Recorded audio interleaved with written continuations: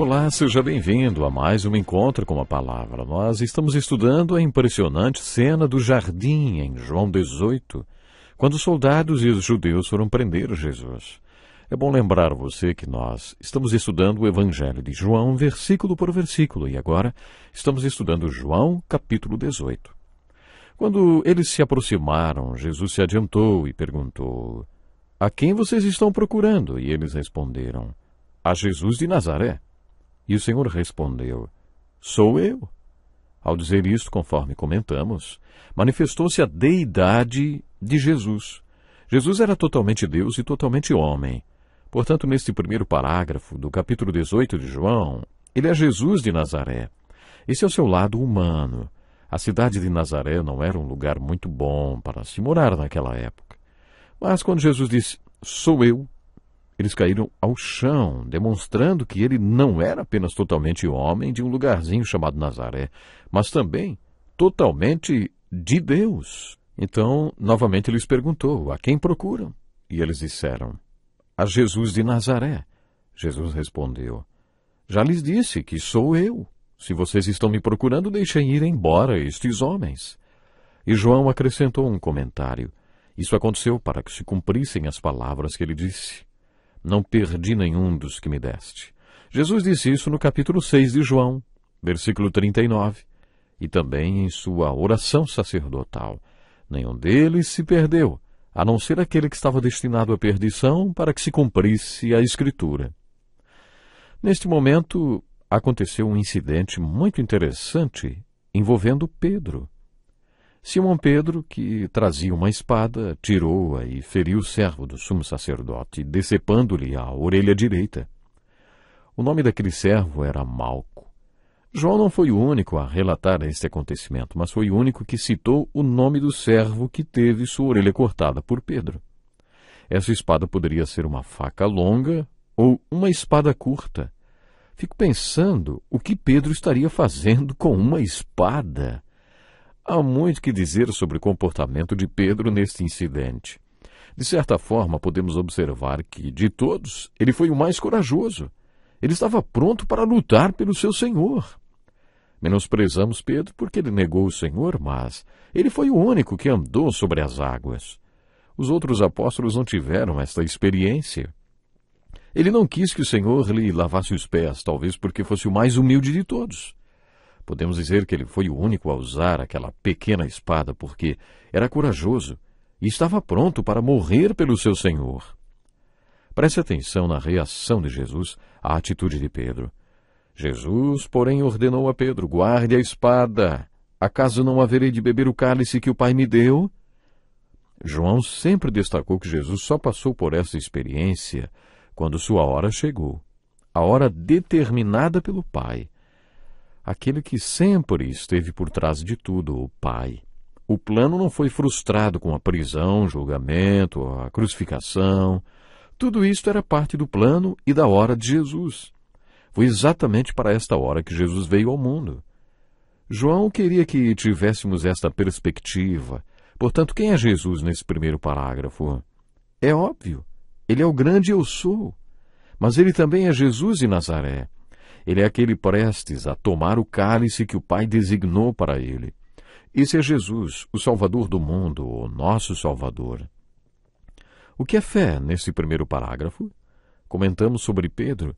Será que a fé de Pedro era maior do que a fé dos outros apóstolos? Será que Pedro disse a Jesus: "Darei a minha vida por ti", porque tinha mais fé do que os outros apóstolos? Ou será que podemos olhar exatamente pelo ângulo oposto e dizer que Pedro desembainhou sua espada porque era o mais covarde de todos? Definitivamente ele não estava pronto para beber o cálice que o Pai havia designado para o seu Senhor e talvez, assim como os outros apóstolos, ele não estivesse pronto. De acordo com a vida de Pedro, o que é fé? Baseando-me na vida de Pedro, acho que fé não é apenas um capítulo ou episódio da nossa vida. Esse foi apenas um evento dentro da caminhada de fé de Pedro, relatada nos Evangelhos. A partir do capítulo 21, acompanharemos outros episódios da caminhada de fé de Pedro, e quando chegarmos ao livro de Atos, veremos outros capítulos que relatam a jornada de fé de Pedro. Nas epístolas, há outros capítulos a respeito dele. O Novo Testamento nos apresenta 3 Pedros diferentes: o Pedro dos Evangelhos, o Pedro do livro de Atos e o Pedro das Epístolas. O Pedro dos Evangelhos parece mais uma montanha-russa espiritual, cheio de altos e baixos, frio e quente, impulsividade. Falava mesmo quando não tinha nada para dizer, mesmo que não soubesse o que falar. Ele falava aquilo que lhe vinha à mente. O Pedro dos Evangelhos é muito humano, vamos dizer assim. O Pedro do livro de Atos não é mais uma montanha-russa, não. No livro de Atos ele estava vivendo nas alturas. A diferença, é claro, aconteceu no Pentecoste. Mas o Pedro das Epístolas é o velho Pedro estável, como a linha do horizonte. Nas Epístolas ele é o velho Pedro. Por isso não dá para pegar um capítulo isolado da vida dele e descrever o que é fé. Fé compreende toda uma história de vida. Para descobrirmos o que é fé, temos de esperar que todos os capítulos sejam escritos.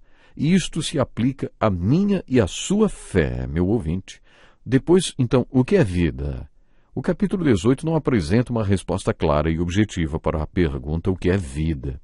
Exceto que vida é estar com Jesus e saber que quando o seguimos, nada acontece por acaso.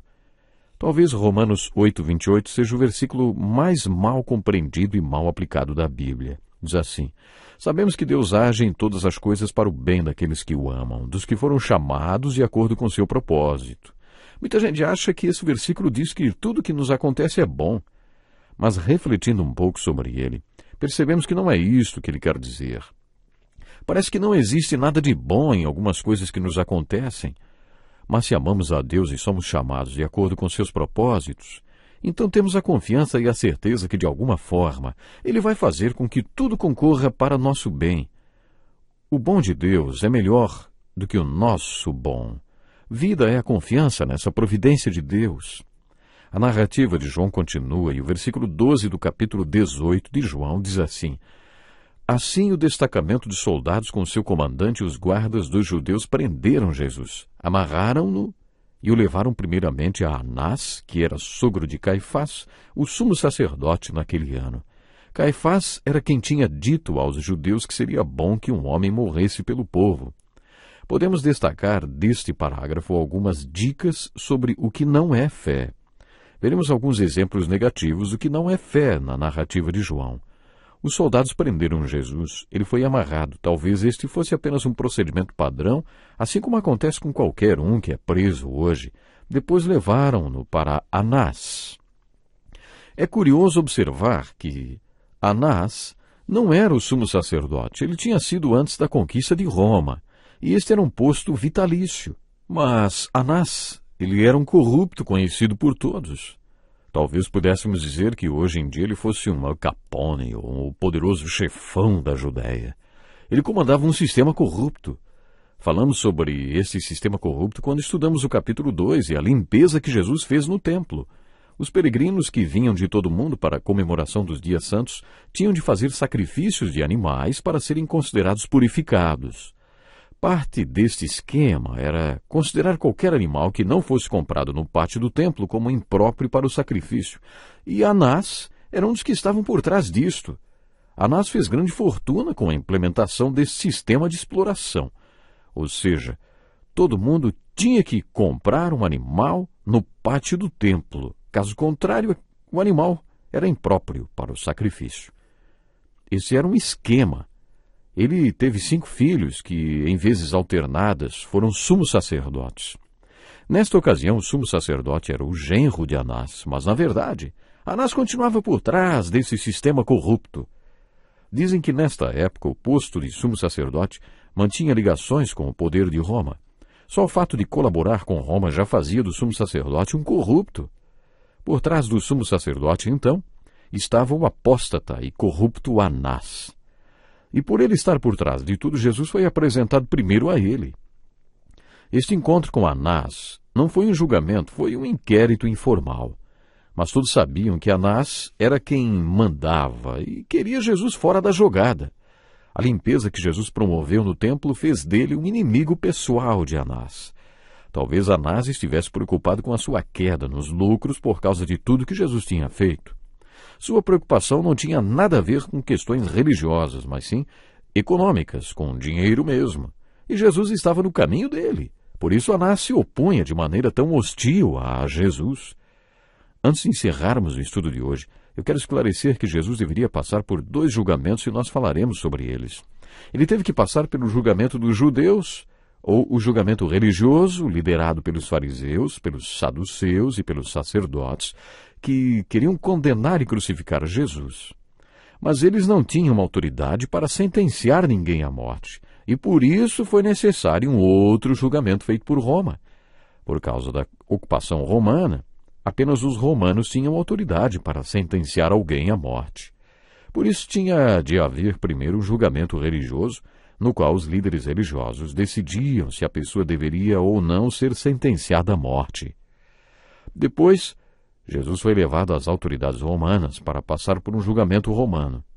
Os judeus tinham que convencer os romanos que Jesus tinha, de alguma forma, violado as leis e que por isso merecia ser executado.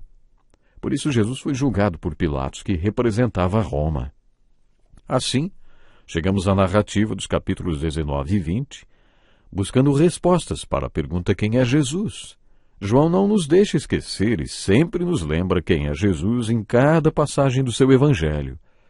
Também encontramos respostas para o que é fé e o que não é fé. E também encontramos respostas para a última pergunta base do nosso estudo de João, o que é vida eterna. O que temos agora é a preparação do cenário da morte do nosso Senhor Jesus, que torna possível para nós a vida eterna. E uma preocupação muito grande da nossa parte é que você possa valorizar o sacrifício do Senhor Jesus Cristo. E a melhor forma de valorizar o sacrifício do Mestre é entregando a Ele a sua vida. É deixando Ele atuar no seu coração e na sua caminhada. No próximo programa nós vamos continuar estudando. Até lá e Deus lhe abençoe grandemente. Este é um estudo escrito pelo Dr. Dick Woodward, na voz do pastor Edson Bruno. Até o nosso próximo encontro com a palavra.